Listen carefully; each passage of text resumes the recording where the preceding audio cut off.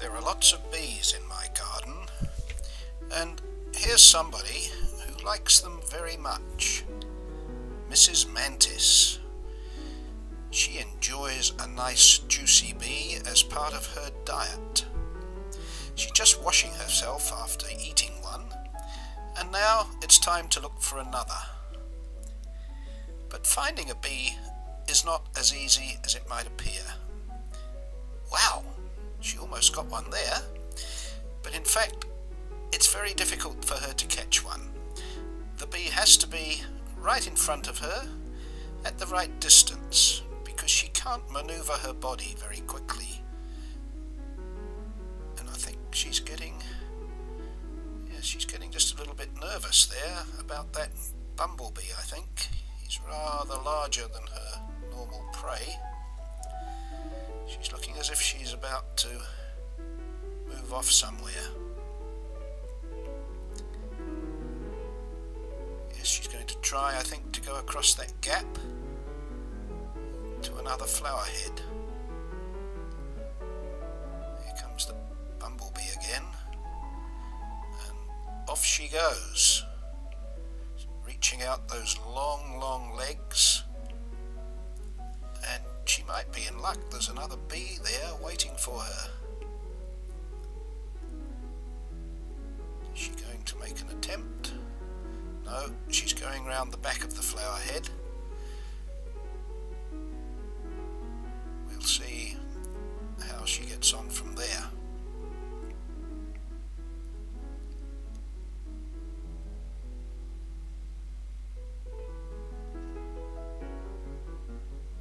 She's disappeared, and here she is again. There's a bee. Oh! Very nearly. I think she got her arms around that one. She didn't quite hold it. Here's another one coming closer. She looks at it, but you see she couldn't turn her body in order to have her arms in the right position to grab it.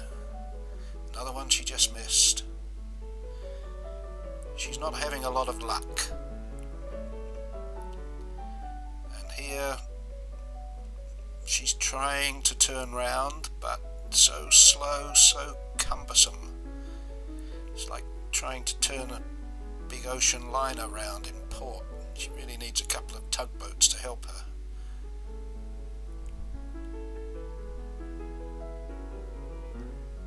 But she's caught one. We missed the actual catch, but here she is with her prey firmly in her grasp. And what's she doing? Well, she seems to be biting around the base of the head, the neck as it were. Don't think bees have necks, but if it had one, that's where she'd be biting. Hopefully it will mean a quick end for the bee.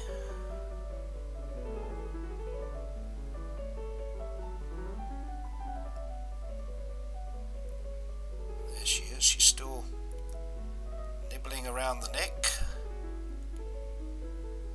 It looks very much as if, well, is it? Yes, she's pulled off the head. She's pulled off the poor bee's head. She's holding it in one arm and eating away, and holding the bee well away from her, as you can see. Probably afraid of its stinger. And that head looks to be quite delicious, the way she's tucking into it. No idea what it would taste like. Quite crispy, I would think.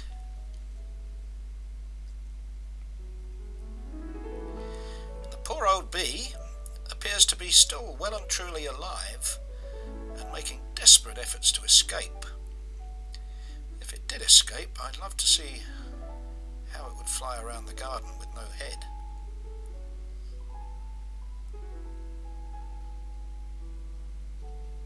She's still munching away on that head. Looks as if she's almost finished now. Just the last little bit. she dropped a little piece. And straight away she turns around and she's into the rest of the bee.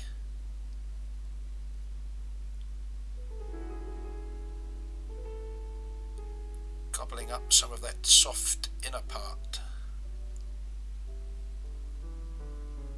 Perhaps that will wash down the crackly bits of head. The bee is still swiping away at her with its legs and trying to poke her eye out there.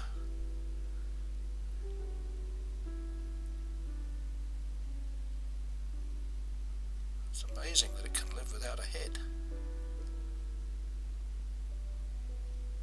I think if I'd been caught by something like that, I'd have died of shock.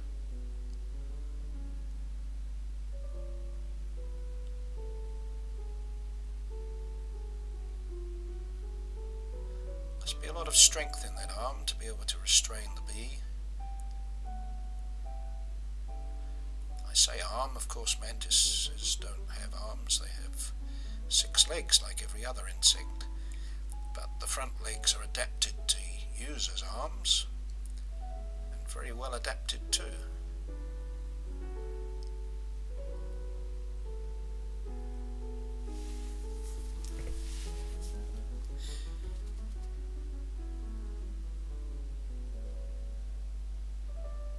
She's really enjoying that, isn't she?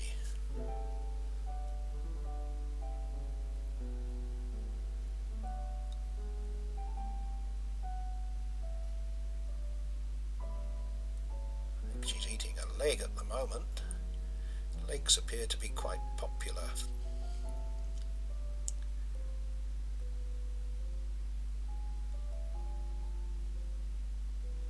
But she will consume every part of that. By the time she's finished, there'll be probably nothing left except perhaps that little bit of head that she dropped, and a few more crumbs elsewhere.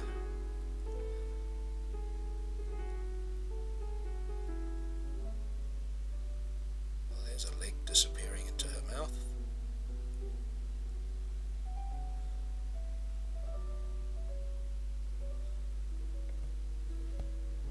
There are 6 of them, of course, so better than a chicken, isn't it?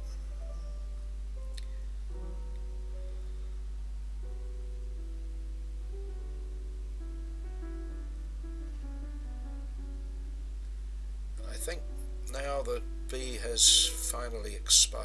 There seems to be no movement there.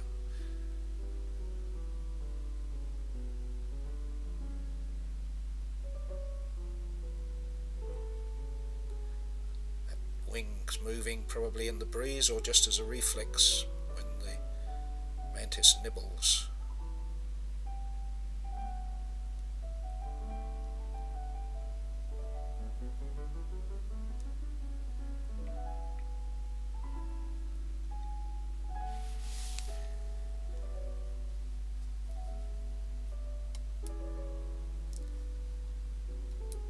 When the mantis was born in the springtime, she was very, very tiny. She's grown probably to several hundred times her original size.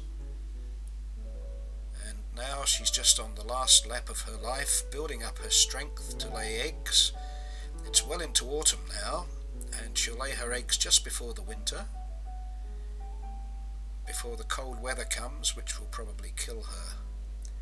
And in the spring, with luck, the eggs will hatch out, lots of new little baby mantises will be born, and the whole cycle will start again. And talking of cycles, the mantis will finish up that bee, as I said, eating every little bit of it, and then maybe after a short rest, if there's enough time left in the day, she'll probably start looking for another one. But it's not really such a massacre as it seems, because there are hundreds and hundreds of bees flying around in the garden, and probably only 2 or 3 adult mantises, so the number of bees that gets eaten is actually a very small percentage. And it's all part of nature's grand plan. There's no doubt the mantis does a lot of good in the garden, because earlier in the year it would have been eating aphids and other pests, and the loss of a few bees is probably not too big a price to pay for having these interesting creatures. There's another leg she's got there. Big fat leg, that one, rear leg.